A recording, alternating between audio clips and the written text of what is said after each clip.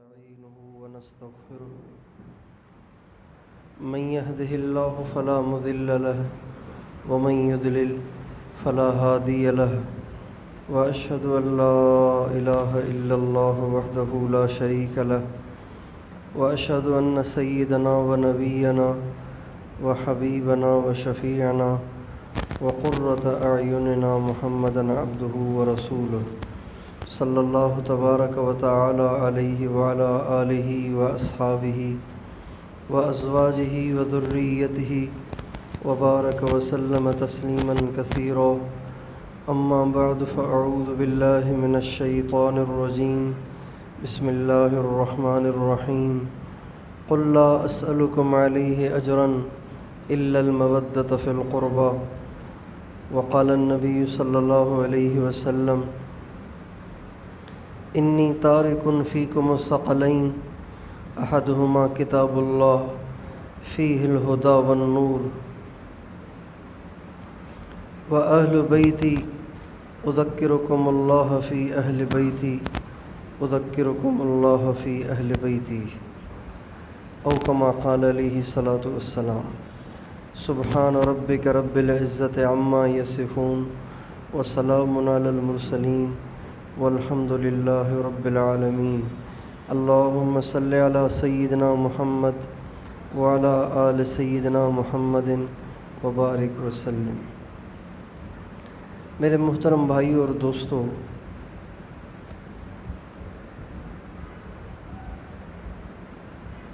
کفر کی مستقل جد و جہد اور محنت کی وجہ سے آج حق اور باطل میں تمیز کرنا مشکل ہو گیا ہے۔ اگر کوئی مخلص آدمی یہ چاہے کہ مجھے حق راستہ مل جائے، میں حق راستے پہ چلنا چاہتا ہوں، میں سیدھے راستے پہ چلنا چاہتا ہوں، میں صراط مستقیم پہ چلنا چاہتا ہوں، تو اس کے لیے حق اور باطل میں تمیز کرنا ایک مشکل ترین کام ہو گیا ہے۔ پتہ ہی نہیں چلتا کہ کون حق پر ہے اور کون ناحق پر ہے۔ حق والے بھی حق ہونے کے دعوے دار ہیں، باطل والے بھی حق ہونے کے دعوے دار ہیں۔ ادھر بھی دلائل کے انبار ہیں، ادھر بھی دلائل کے انبار ہیں۔ اس لیے جس دور کے بارے میں ہمارے نبی کا ارشاد تھا بادروا بالاعمال فتنا کقطع اللیل المظلم، نیکی جلدی جلدی نیکی کر لو، اس لیے کہ ایک وقت ایسا آئے گا کہ اتنے فتنے ہو جائیں گے، اتنے فتنے آ جائیں گے، اتنے فتنے آ جائیں گے کہ ایسے لگے گا جیسے کالی رات ہے، کالی رات کا اندھیرا ہے، جیسے سیاہ رات کے اندھیرے میں پتہ نہیں چلتا کہ کہاں راستہ ہے اور کہاں کھڈا ہے، راستے کا پتہ نہیں چلتا۔ بالکل اس طرح سے ایک فتنوں کا دور آئے گا جب کہ حق اور باطل کے اندر تمیز کرنا، حق اور باطل کو پہچاننا مشکل ہو جائے گا۔ یہ ہمارے نبی نے آج سے 1450 برس پہلے بات فرمائی تھی کہ میری امت پہ ایک دور ایسا آنے والا ہے کہ جس میں حق اور باطل کی پہچان کرنا مشکل ہو جائے گا، لہٰذا اس دور کے آنے سے پہلے وقت ہے آپ جلدی جلدی نیکیاں کر لیں۔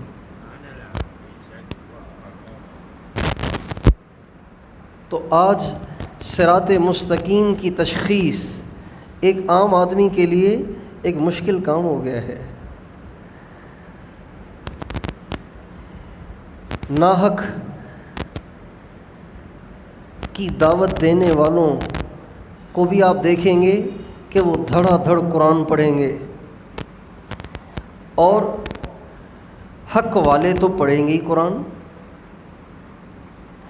ناحق والوں کو بھی دیکھیں گے کہ بڑی سر پہ پگڑی سجائی ہوئی ہے اور اپنے دائیں بائیں حدیث کی کتابیں جمع کر رکھی ہیں، اور حق والوں کا تو سارا سامان ہی یہ ہے تو ایک عام آدمی کے لیے یہ تشخیص کرنا، یہ تجویز کرنا، یہ تمیز کرنا ایک مشکل ہو گیا ہے کہ میں جاؤں تو کہاں جاؤں۔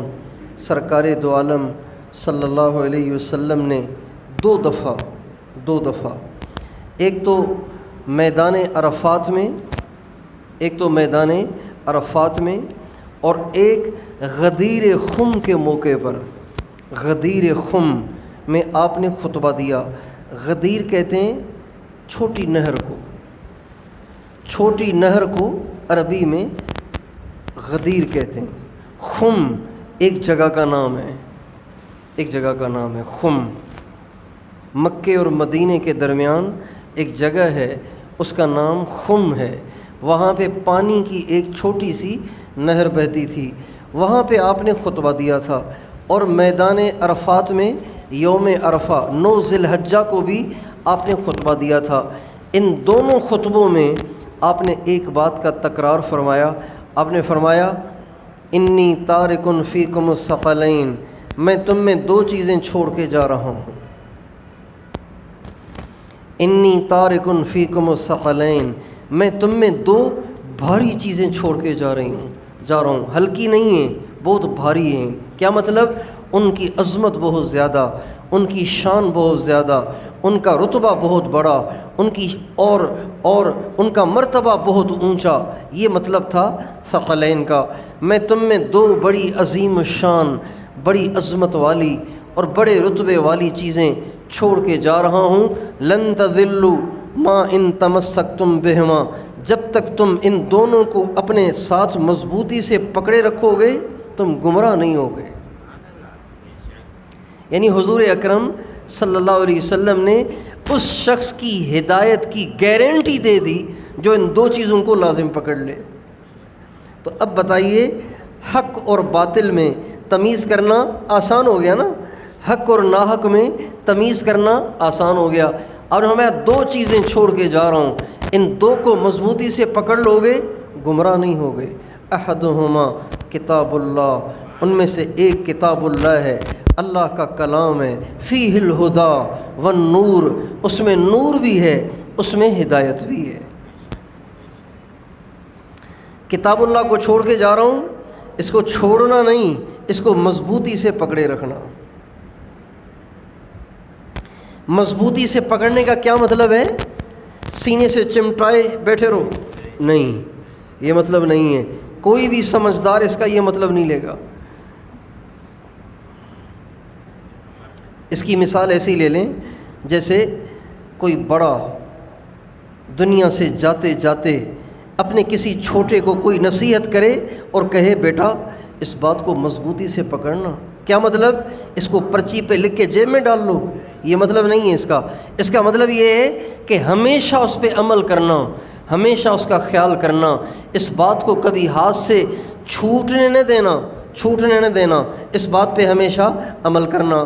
تو اللہ کے نبی فرما رہے ہیں میں تم میں 2 چیزیں چھوڑ کے جا رہا ہوں، ایک کلام اللہ ہے، اس میں ہدایت ہے، وہ تمہیں راستہ بتائے گا کہ تمہیں کیا کرنا ہے، تمہیں راستہ بتائے گا تمہیں کہاں جانا ہے، تمہیں راستہ بتائے گا کہ کس موقع پہ تمہیں کیا کرنا ہے، تمہیں یہ بتائے گا کون سی چیز قیمتی ہے، کون سی چیز بے قیمت ہے، کون سی چیز اہم ہے، کون سی چیز غیر اہم ہے، کون سی چیز جائز ہے، کون سی چیز ناجائز ہے، یہ ساری چیزیں قرآن بتائے گا۔ لہٰذا قرآن کو مضبوطی سے پکڑنا۔ مضبوطی سے پکڑنے کا کیا مطلب؟ اس کی تلاوت کرنا،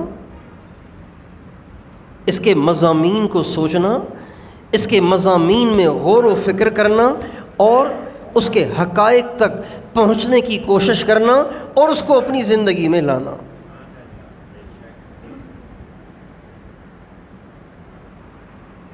پہلی چیز کتاب اللہ، اسے مضبوطی سے پکڑو۔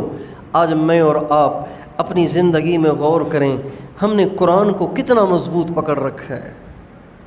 ہم میں سے ہر مسلمان روزانہ قرآن کو کتنا ٹائم دیتا ہے، کتنی قرآن سے محبت کرتا ہے، کتنا قرآن پہ عمل کرتا ہے، کتنا قرآن کو سمجھنے کی کوشش کرتا ہے۔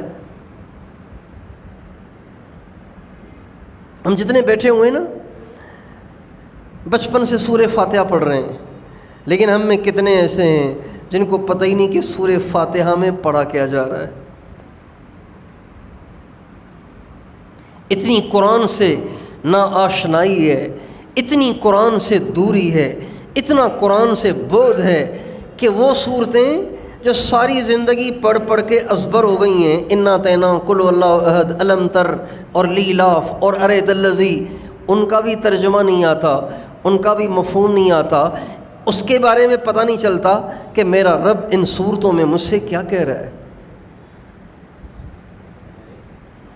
اور آپ علیہ السلام فرما رہے ہیں اگر تمہیں گمراہی سے بچنا ہے، اگر تمہیں گمراہی سے بچنا ہے، اگر تمہیں تیرے دور کے فتنوں سے بچنا ہے تو پہلا کام قرآن کو مضبوطی سے پکڑو، یعنی اس کو پڑھو بھی، اس کو سمجھو بھی، اس پر عمل بھی کرو، اس کے مضامین میں غور و فکر بھی کرو۔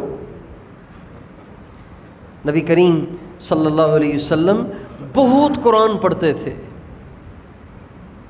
حالانکہ آپ پہ تو قرآن نازل ہوا تھا، آپ پہ تو قرآن نازل ہوتا تھا، لیکن آپ بھی قرآن پاک کو پڑھتے تھے، نماز میں الگ پڑھتے تھے، قرآن پاک کی الگ سے تلاوت الگ کرتے تھے، تہجد میں لمبا قرآن پڑھتے رہتے تھے۔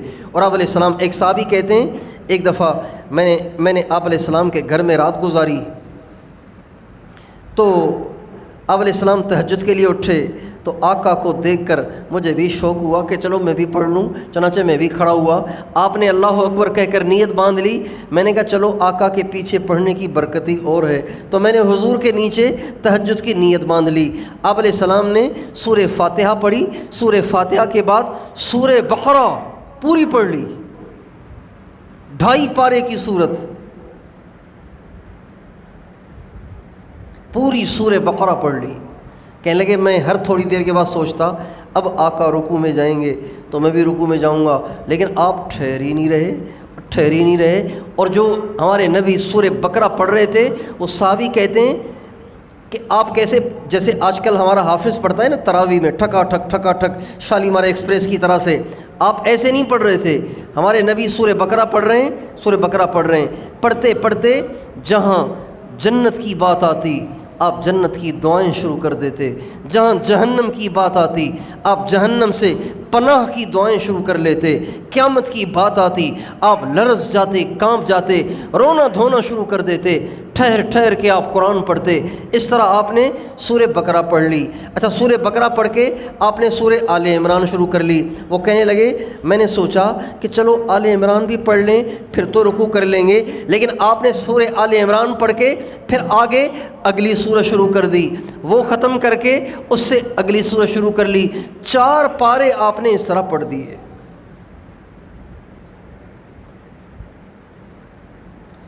آج ہمارا مسلمان کتنا قرآن پڑھتا ہے، کتنا قرآن کو ٹائم دیتا ہے، کتنا قرآن کو سمجھتا ہے۔ قرآن کو سمجھنے کا بھی شوق نہیں ہے، اخبار پڑھنے کا شوق ہے، واٹس ایپ کے گروپس چیک کرنے کا شوق ہے، قرآن پڑھنے کا شوق نہیں ہے، سمجھنے کا شوق نہیں ہے۔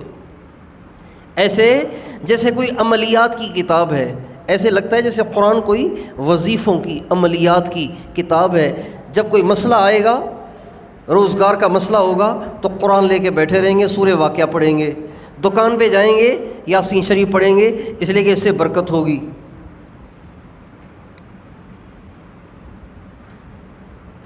قسم اٹھوانی ہوگی تو قرآن پہ ہاتھ رکھوائیں گے، قرآن کو سر پہ اٹھوائیں گے۔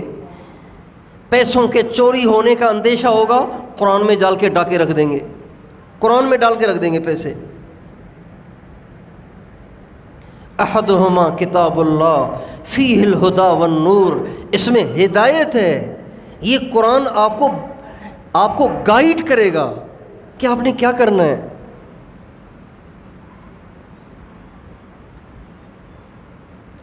اللہ کے کلام نے سب سے زیادہ جن چیزوں پہ زور دیا ہے ان میں سے ایک اللہ کی عظمت اور کبریائی ہے، اللہ پاک کی عظمت اور کبریائی، اللہ کی بڑائی، سارا قرآن بھرا ہوا ہے۔ آپ یوں کھولیں گے نا یوں کھولیں گے تو کھولتے ہی اللہ کی عظمت آئے گی. اگلا صفحہ کھولیں گے اس میں بھی، اس سے اگلا صفحہ کھولیں گے اس میں بھی. سارا قرآن اللہ پاک کی عظمت سے بھرا ہوا ہے، اور سارے قرآن میں اللہ تعالیٰ نے اپنا تعارف کرایا ہے، میں کون ہوں. دیکھیں جب کسی سے رشتہ کرنا ہوتا ہے نا، رشتہ کرنا ہوتا ہے تو اس کا تعارف پوچھا جاتا ہے، اس کے احوال لیے جاتے ہیں، اس کی حیثیت کو معلوم کیا جاتا ہے. اچھا جی لڑکا کرتا کیا ہے، کتنا پڑھا لکھا ہے، کتنی اس کی سیلری ہے، کتنی اس کی تنخواہ ہے، اپنا گھر بھی ہے کہ نہیں ہے، اس کے بعد رشتہ کیا جاتا ہے نا. اللہ تعالیٰ قرآن پاک میں تکرار کے ساتھ بار بار اپنا تعارف کراتے ہیں، اپنی ذات سے متاثر کرتے ہیں تاکہ بندوں کے لیے اس ذات کے ساتھ تعلق بنانا آسان ہو جائے.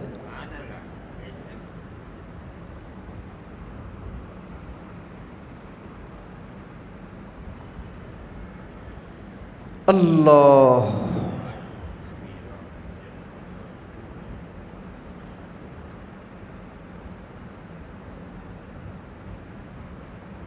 اب میں حافظ نہیں ہوں، ورنہ 500-600 آیتیں آپ کو اللہ کی عظمت کی سنا دیتا.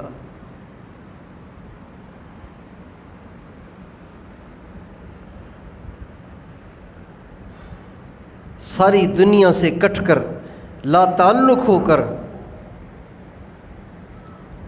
آپ قرآن کھول کے بیٹھیں، ترجمے والا پھر دیکھیں اللہ کیا کہتا ہے.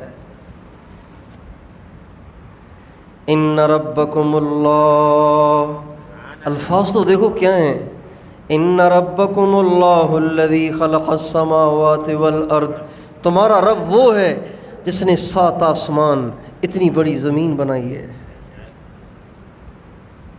یہ اللہ کا تعارف ہے.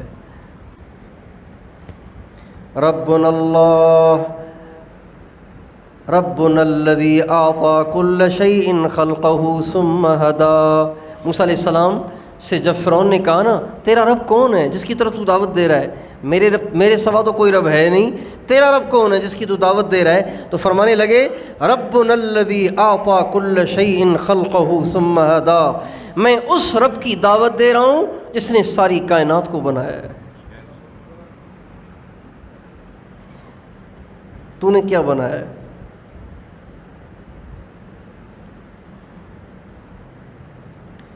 للہ ملک السماوات والارض، زمین آسمان کا بادشاہ اللہ ہے. الا ان للہ ما فی السماوات وما فی الارض، سنو جو کچھ زمین میں ہے آسمان میں ہے سب اللہ کا ہے. للہ الامر من قبل ومن بعد، پہلے بھی اللہ کا امر چلتا تھا، آج بھی اللہ کا امر چل رہا ہے. الا قل ان الامر کلہ للہ، اے میرے نبی آپ ان کو بتائیں کہ سب حکم اللہ کے لیے ہیں. ہر کام کا اصل محرک اللہ ہے، ہر کام کا اصل موجد اللہ ہے. لہو ما فی السماوات وما فی الارض وما بینہما وما تحت الثری، آسمان میں جو کچھ ہے وہ بھی اللہ کا، زمین میں جو کچھ ہے وہ بھی اللہ کا، زمین آسمان کے درمیان جو کچھ ہے وہ بھی اللہ کا، اور زمین سے نیچے جو کچھ ہے وہ بھی اللہ کا. کتنی اللہ کھول کھول کے اپنی عظمت کو بیان کر رہا ہے.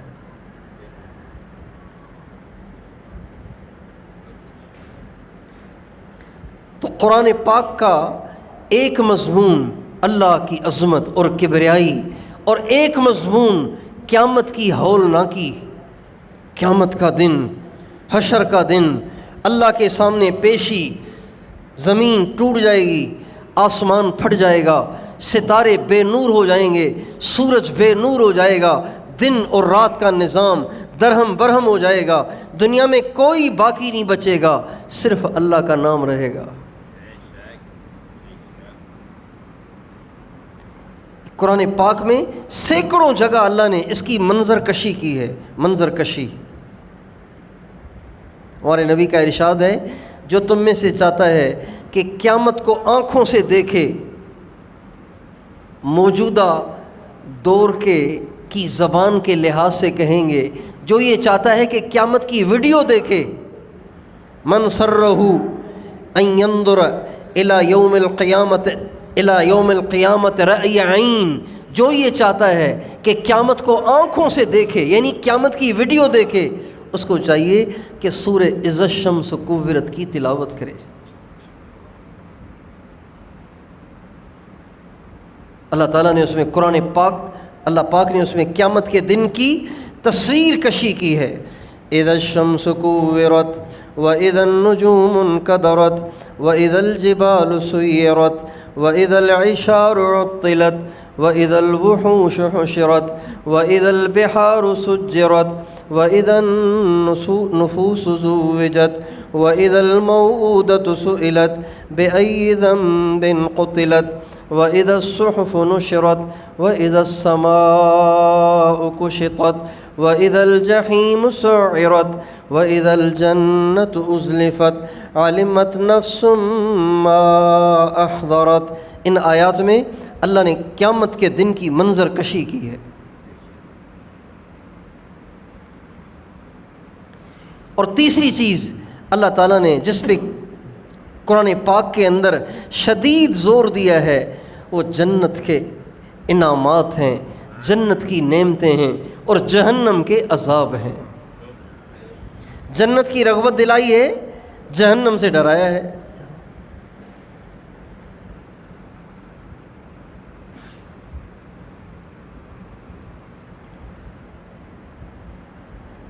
تو قرآن پاک کو مضبوطی سے پکڑنا کیا مطلب؟ ایک تو اس کی تلاوت کرنا اور اس کی آیات میں غور کرنا، فر وظیفے کی طرح سے نہ پڑھنا، اس کی آیات میں غور کرنا کہ اللہ کیا کہہ رہا ہے، کیا سمجھانا چاہ رہا ہے۔ اور تیسرا اس کو اپنی زندگی میں لانا، اس پہ عمل کرنا، اس کی حرام کردہ چیزوں سے دور رہنا، اس کے حلال کردہ چیزوں کا استعمال کرنا، اور جن چیزوں کو اس نے اہم قرار دیا اس کو اہمیت دینا، جن چیزوں کو اس نے غیر اہم قرار دیا اس کو اہم نہ سمجھنا۔ یہ قرآن پاک پہ عمل ہے۔ تو ہدایت کے راستے پہ چلنے کے لیے ایک چیز کتاب اللہ کو مضبوطی سے پکڑنا۔ پہلے مسلمان اپنے بچے کو قرآن پڑھانا لازمی سمجھتے تھے، اب نہیں سمجھتے لازمی۔ کہتے ہیں اب گناہ کر کر کے دل اتنا سیاہ ہو گیا ہے کہ اب یہ کہنے کی جرت بھی مسلمان کے اندر آ گئی ہے کہ کیا رکھا ہے اس میں، عربی کی کتاب ہے، پڑھتے رہو وہی کتاب، مسئلہ کیا ہے، اس کو کیوں پڑھنے کی ضرورت ہے؟ کتنے لوگ ہیں جو اپنے بچوں کو قرآن نہیں پڑھاتے، اور اس لیے نہیں پڑھاتے کہ پڑھنے کا فائدہ ہی نہیں، فضول ہے، معاذ اللہ۔ اللہ کے نبی نے یوم عرفہ میں 9 ذی الحجہ کو اور غدیر خم کے موقع پر اپنی امت کو ساری گمراہیوں سے بچانے کا جو نسخہ دیا ان میں سے ایک کتاب اللہ کو مضبوطی سے پکڑنا۔ تو میں اور آپ اس کی نیت کریں، کتاب اللہ کو مضبوطی سے پکڑیں گے، اس کی روز تلاوت کریں اور اس کو سمجھنے کی کوشش کریں۔ اللہ تعالیٰ جزائے خیر عطا فرمائے حضرت شیخ الاسلام مفتی محمد تقی عثمانی صاحب دامت برکاتہم کو، جنہوں نے ہماری آج کی بولی جانے والی اردو میں قرآن پاک کا ترجمہ کر کے ساری اردو امت مسلمہ کے ساتھ ایک بہت بڑا احسان کر دیا ہے۔ قرآن پاک کے تراجم بہت ہیں، لیکن وہ ہیں جو 1 صدی پہلے ہوئے، 1.5 صدی پہلے ہوئے، 2 صدیاں پہلے ہوئے۔ اب اس زمانے کی زبان آج کل کے لوگ کچھ سمجھتے ہیں کچھ نہیں سمجھتے، زیادہ تر نہیں سمجھتے، لہٰذا انہوں نے آج کل کی زبان میں سلیس اردو میں قرآن پاک کا ترجمہ کیا ہے۔ تو ہمیں چاہیے کہ قرآن پاک کی تلاوت کے لیے ان کے ترجمے کا نام ہے آسان ترجمہ قرآن، وہ خرید لیں، تھوڑی سی تلاوت کر لیا کریں، تھوڑا سا اس کا ترجمہ دیکھ کر اس میں غور اور تدبر اور تفکر کر لیا کریں۔ ہم لوگ جماعت میں چل رہے تھے تو میں نے بھائی مصطفیٰ کمال سے ان کو ترغیب دی کہ آپ قرآن پاک ترجمے کے ساتھ پڑھیں اور اس کو سمجھنے کی کوشش کریں۔ اگلے سال جب ہم جماعت میں دوبارہ چلے تو مجھے کہنے لگے آپ نے پچھلے سال مجھے قرآن پاک کے ترجمے کی ترغیب دی تھی، اللہ کا شکر ہے میں نے بھی، میرے سارے گھر نے بھی وہ ترجمہ شروع کر لیا، ایک دفعہ سارا ختم ہو گیا، اب دوبارہ شروع کر لیا ہے، 1.5 دفعہ ہو گیا ہے، ایک دفعہ مکمل ہو گیا، ایک دفعہ آدھا اور ہو گیا ہے۔ تو آپ بھی شروع کر لیں، کتاب اللہ سے چمٹ جاؤ، فیہ الہدی والنور، اس میں ہدایت بھی ہے، اس میں نور بھی ہے۔ حضرت ابو ذر غفاری رضی اللہ عنہ نے ہمارے نبی سے کہا یا رسول اللہ مجھے کوئی نصیحت تو فرمائیں، آپ نے فرمایا تقویٰ کو لازم پکڑو، گناہ کے قریب نہ جاؤ، اس لیے کہ تقویٰ دین کی جڑ ہے، تقویٰ دین کا سر ہے، جیسے جسم کے لیے سر ہے نا، بغیر سر کے تو کوئی انسان نہیں ہے، بغیر سر کے تو کوئی انسان کا گھر کا کوئی فائدہ بھی نہیں ہے، وہ تو مردہ ہے۔ اسی طرح آپ فرماتے ہیں کہ سارے دین کے لیے سر وہ تقویٰ ہے، یعنی اپنی زندگی کو گناہوں سے پاک کرنا۔ کہا جی اور کوئی نصیحت فرمائیں، فرمایا علیک بتلاوت القرآن فإنہ نور لک فی الارض وذخر لک فی السماء، قرآن پاک کی تلاوت کا اہتمام کر، ضرور بضرور اس کو کیا کر روزانہ، اس لیے کہ دنیا میں تیرے لیے نور کا سبب ہوگا اور آخرت میں تمہیں ڈھیر ساری نیکیاں ملیں گی، ڈھیر ساری نیکیاں۔ قرآن پاک جب آدمی پڑھتا ہے نا، قرآن پاک پڑھتا ہے تو ہر حرف پر ایک نیکی ملتی ہے، ہر حرف پہ کتنی نیکیاں؟ الم تر کیف فعل ربک باصحاب الفیل، اب اس پہ کتنی نیکیاں ملی پتہ ہے آپ کو؟ الم 3، تر 5، کیف 8، فعل 11، ربک 4، 11 اور 4 15، یہ 15 ہو گئیں، یہ 15 حرف ہو گئے۔ بے اصحاب الفیل تو اور نیکیاں، کتنی ساری نیکیاں بن گئیں، اور ایک نیکی 10 نیکیوں کے برابر ہے۔ تو اس لیے ہمیں خود بھی قرآن پاک کے ساتھ جڑنا ہے اور اوروں کو بھی قرآن کے ساتھ جوڑنا ہے، اپنے اہل و عیال کو قرآن پاک کے ساتھ جوڑنا ہے۔